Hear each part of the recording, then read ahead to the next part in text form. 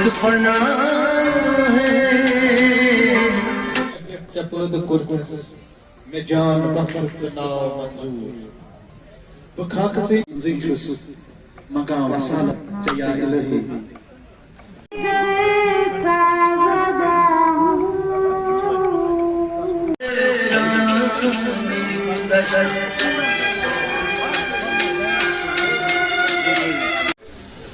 تو شاہ خوبا تو جان جانا ہے چہرہ کتاب تیرا اب تو آنکھوں میں بھی کچھ نہیں ہے تریو جو بیٹا یہ حالات پورے دنیا مز سپر تمن متعلق ساری رائٹرز ایسوسیشن جو یہاں کے نوجوان قلم کاروں کی سب سے بڑی تنظیم ہے، اس تنظیم کے اہتمام سے یہاں آج ایک ادبی اور ثقافتی سالانہ کانفرنس کا انعقاد کیا گیا،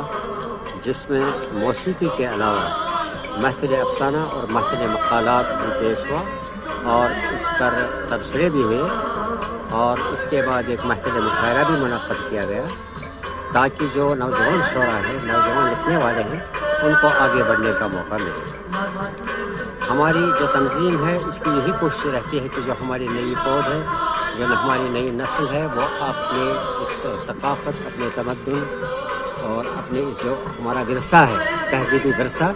اس سے ان کو واقفیت ملے۔ ہم پچھلے 25 سال سے اس کے لیے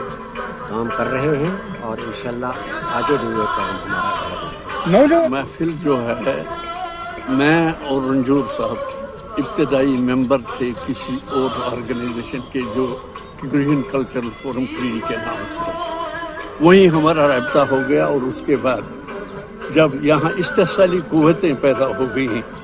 جنہوں نے نوجوانوں کا استحصال کیا، تو رنجور صاحب نے بہت مناسب سمجھا، ہمارے ساتھ مشورہ کر کے انہوں نے ینگ رائٹرز ایسوسیشن قائم کی، جو صرف فلاح ادب کے لیے ہے، تہذیب و تمدن کے لیے ہے،